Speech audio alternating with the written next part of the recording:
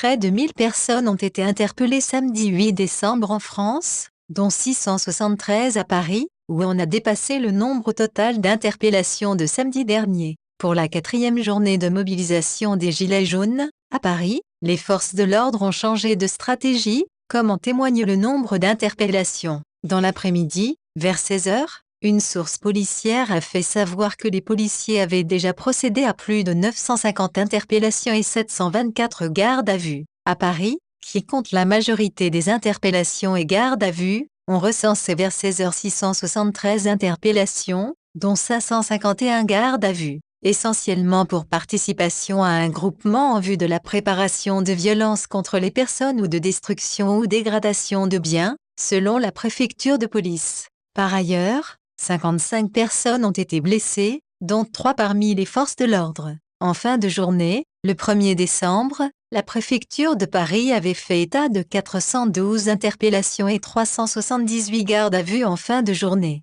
Ces chiffres sont en forte hausse alors même que la participation a baissé selon M.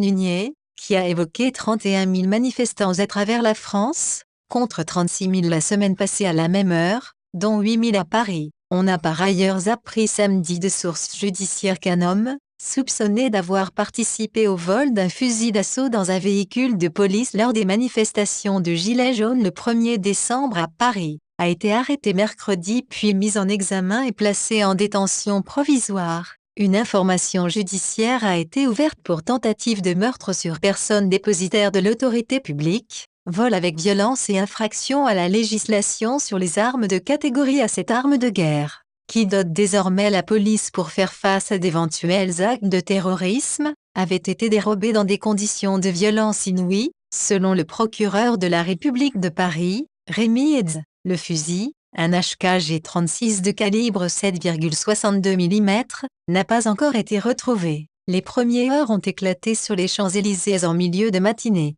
Vers 10 h 30, les forces de l'ordre ont tiré de nombreuses grenades lacrymogènes en direction des manifestants pour les faire reculer, dans une rue perpendiculaire aux Champs-Élysées, près de l'Arc de Triomphe. Certains ont répliqué en lançant des projectiles et des pétards. Environ 1500 personnes manifestaient en milieu de matinée sur la célèbre avenue, d'après la préfecture de police. La situation a commencé à se tendre à la mi-journée en haut des Champs-Élysées où les manifestants s'enlaçaient. Les policiers ont cherché à plusieurs reprises à faire refluer la petite foule plus bas sur l'avenue, mais inlassablement celle-ci remonte vers l'Arc de Triomphe. Comme la semaine passée, la manifestation parisienne était morcelée entre plusieurs lieux à la mi-journée, ce qui provoque la colère des manifestants. Des points de tension se sont soudainement créés en début d'après-midi, des gaz lacrymogènes ont été utilisés aux abords des Champs-Élysées, le drugstore Publicis de l'avenue attaqué, des vitrines brisées avenue de Friedland et une barricade enflammée sur les grands boulevards,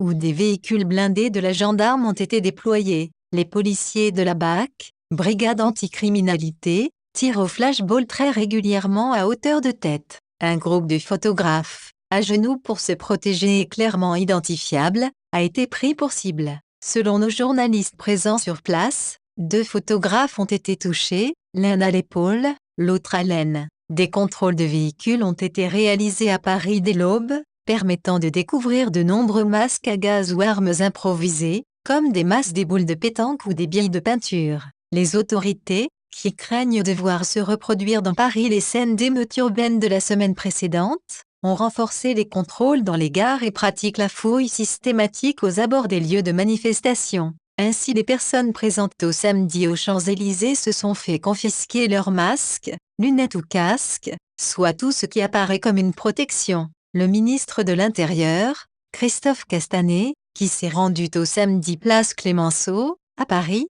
a confirmé un changement de stratégie. On a vu les limites du cantonnement, lors des précédentes manifestations, a-t-il confié à Brut. Donc le mode d'intervention a changé, il y aura plus de contrôle, plus d'intervention directe. Le ministre a confirmé qu'aucune demande de manifestation n'avait été déposée en préfecture. Nous n'avons interdit aucune rue, mais une manifestation, en France, ça se déclare. Ça ne s'autorise pas, ça se déclare. La salle et ceux qui appellent à manifester, à venir à Paris n'ont rien déclaré. Pour eux, manifestement, le droit se limite à leurs propres revendications. Partout dans l'Hexagone, des mesures de sécurité exceptionnelles ont été décrétées, notamment à Paris où les scènes de guérilla urbaine du week-end dernier ont stupéfié le pays et l'étranger. Quelques 89 000 membres des forces de l'ordre sont mobilisés, dont 8 000 dans la capitale, pour éviter de tels débordements. Toutefois, une partie du dispositif de sécurité des forces de police prévu pour faire face à la mobilisation attendue des Gilets jaunes a fuité sur Internet. Le procureur a été saisi. Selon la préfecture de police, il s'agit d'une note de service de la Direction de la sécurité et de proximité de l'agglomération relative au dispositif. La note technique a fait l'objet d'une large diffusion, mais ne concerne qu'une partie du dispositif, en l'occurrence les équipes les plus légères et les plus mobiles qui ont vocation à rayonner rapidement sur l'ensemble du territoire. Il a été tenu compte de cette fuite dans le déploiement du dispositif, a expliqué la préfecture, la jugeant inacceptable.